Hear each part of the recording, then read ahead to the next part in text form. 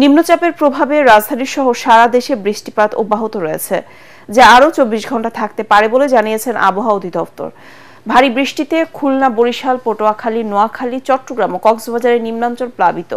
পার্বত্য এলাকায় পাহাড় ধসের শঙ্কায় জারি করা হয়েছে সতর্কতা। এদিকে জোয়ারের পানিতে ডুবে মহেশখালীতে এক ব্যক্তির মৃত্যু হয়েছে। প্রতিনিধিদের পাঠানো তথ্যচিত্রে আরো জানাচ্ছেন ফারহিন ইসলাম টুম্পা। আজও সকাল থেকেই রাজধানী সহ দেশের বিভিন্ন অঞ্চলে হালকা থেকে ভারী বৃষ্টি হচ্ছে। নিম্নচাপের প্রভাবে দেশের 5 বিভাগে এই বৃষ্টি আরও 2-1 দিন থাকবে বলে জানিয়েছে আবহাওয়া অফিস।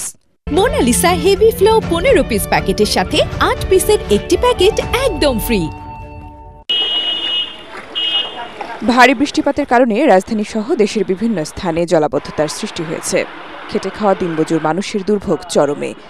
এদিকে জোয়ারের পানিতে বিপর্যস্ত দক্ষিণাঞ্চলের জনজীবন। ভোলা, পটুয়াখালী সহ কয়েকটি এলাকার বন্যা নিয়ন্ত্রণ বাঁধ ভেঙে নিম্নাঞ্চল প্লাবিত হয়েছে। সবচেয়ে নাজুক পরিস্থিতি দ্বীপ উপজেলার কুতুবদিয়ায় ভাঙা বেড়িবাঁধ ভেঙে তলিয়ে গেছে শত শত ঘরবাড়ি। কক্সবাজার উপকূলের অন্তত 20টি গ্রাম প্লাবিত হয়েছে জোয়ারের পানিতে। সৈকতে বেড়াতে আসা পর্যটকদের সতর্ক করে লাল পতাকা তুলেছে প্রশাসন। কক্সবাজার মহেশখালী নৌ রুটে সি ট্রাক চলাচল বন্ধ থাকায় টেকনাফের সঙ্গে সেন্ট মার্টিনের যোগাযোগ বিচ্ছিন্ন রয়েছে। এতে নিত্য প্রয়োজনীয় পণ্যের সংকটে পড়েছে দ্বীপের বাসিন্দারা। পানিতে ডুবে মহেশখালীর কুতুব জমে এক ব্যক্তির মৃত্যু হয়েছে।